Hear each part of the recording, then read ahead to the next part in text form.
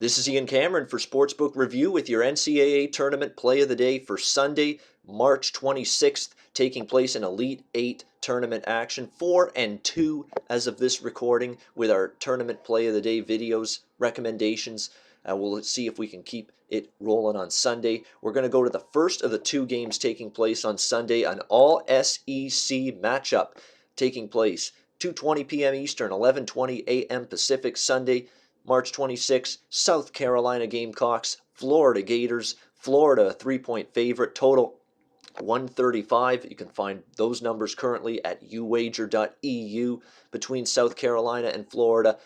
And, I was able to cash for my clients at sportsmemo.com a 2-unit best bet winner, 20-star play on South Carolina, plus 3.5, winning outright with ease against Baylor. I was a believer in the turnaround and the confidence level going up on this South Carolina team heading into that game. And boy, did they ever build on that Duke win. Everybody, not everybody, but a few people did think, maybe a letdown here for South Carolina. Can they really duplicate the performance they had against Duke? Well, defensively, they sure as hell did. I mean, impressive. I mean, Baylor, 17 of 56, 30.4% shooting, 3 of 13, 23% from three-point range. Just another defensive stifle by the South Carolina Gamecocks against Baylor, who could not get anything going, could not get anything easily on the offensive end of the basketball court against South Carolina. And the Gamecocks, again, had balanced scoring. I talked about it on the roundtable, how they had a bunch of guys stepping up for Sindarius Thornwell to give him support offensively. It happened again against Baylor, just like it did for them against Duke. Chris Silva, 12 points. PJ Dozier, 12 points. My Canadian friend, Dwayne Notice, 11 points. All double-digit scorers for South Carolina to go with Thornwell and his 24 points. And I find that the South Carolina shooters are more confident, and Frank Martin, the head coach of this team, who of course had great success in the tournament at Kansas State years ago. Remember that Jacob Pullen team way back when he was there coaching K-State, how good of a team they were. They got deep into the tournament. And boy, I mean, I think he's allowed South Carolina more free reign offensively. They've shot the ball more. They're trying to be a little bit more pace, put a little more pace into their game, be more aggressive, and boy, has it ever worked. Wonders for South Carolina. I mean, it's unbelievable how they could go from not being able to put a basketball in the ocean for the last month of the season to just shooting the ball extremely well and finding that offensive confidence seemingly out of nowhere here in these last two games against Duke and Baylor. They're going to be tested here by Florida. There's no question. Florida is a tremendous defensive team. But this has all the makings of a low-scoring defensive grinder. Still a little bit worried to bet the under just because this could be a close game. You get those late scramble points, those late fouls. I'd lean under the total, though, still at 135. I do think it's going to be a lower-scoring game. I think the under worth a look. The side is going to be what I look at, though, here for play of the day. And, Florida could win this game. Could cover this number. They probably have better widespread talent than South Carolina. There's no question. Florida's going to be much tougher at the defensive end for South Carolina to figure out offensively than Baylor or Duke were. But how can you like the way Florida finished that game against Wisconsin?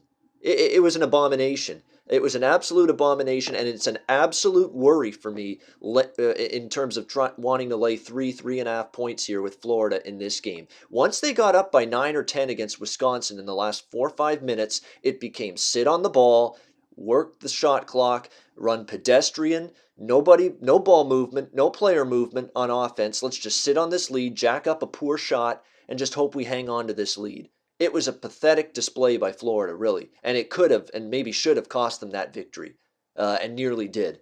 I mean, if you look at Mike White down the stretch of that game on the sideline, he looked like he was shell-shocked, like he didn't know what to do. He's like, I mean, he looked like completely clueless. He looked like a ghost. He looked like a deer in the headlights. Make an adjustment. Call a timeout. Do something. Your team is just floundering here. Gasping. Gagging. Down the stretch of this basketball game. Can you do something to shake it up? Just to change the momentum? Some kind of thing? Instead of just standing there like a dope? I mean, come on. You got to do more than that. You got to have a better reaction to your team absolutely frittering away that game, nearly frittering away that game than you did. You looked like you had no clue what was going on and no clue how to stop it. And I like Mike White. I've given him credit. Mike White's done a great job with Florida. But I am telling you right now, he looked stunned. I mean, at that, he looked like he didn't know what to do. He's just, hmm, hmm. I mean, just that blank stare, not knowing how to get his team out of this funk down the stretch. Thankfully, they rescued it. If you're a Florida Gator fan, in overtime to win that game on that last second running 3-point shot by Chris Chiozza to rescue Florida with the victory. But boy, it's a concern that their end game execution in that second half against Wisconsin with that big lead was so poor. And it really does worry me in terms of laying 3 in a game that I think is going to be a defensive scrum, a tight game, low scoring. Nothing's going to come easily offensively for either team. These are two tremendous defensive teams, South Carolina and Florida. And by default, where does that leave me? Leaves me wanting to take the points because this could very well easily be a last possession type of game, much like Florida-Wisconsin was. And I don't know if Florida has that poise late in the game or that go-to score to be able to totally sink a team. They had that chance to bury Wisconsin and couldn't. If they make that mistake again, they may not be able to get away with it a second time. Let's make it official. Play of the day, Elite 8, Sunday, March 26th in the NCAA tournament. Let's take South Carolina, South Kakalaki, +3.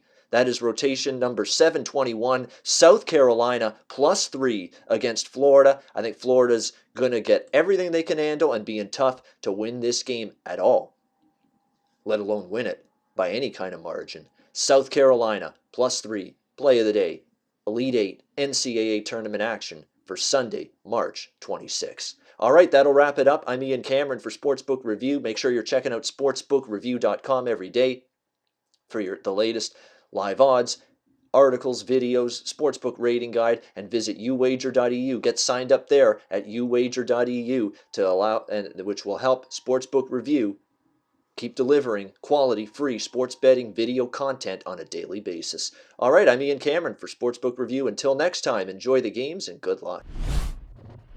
We hope you enjoyed the video. Hey, don't miss out on the best basketball betting content available on YouTube. Click our logo button on the bottom left to subscribe. And as always, guys, give us a like and drop your comments below because we want to hear from you. Visit our website to take advantage of all our free products.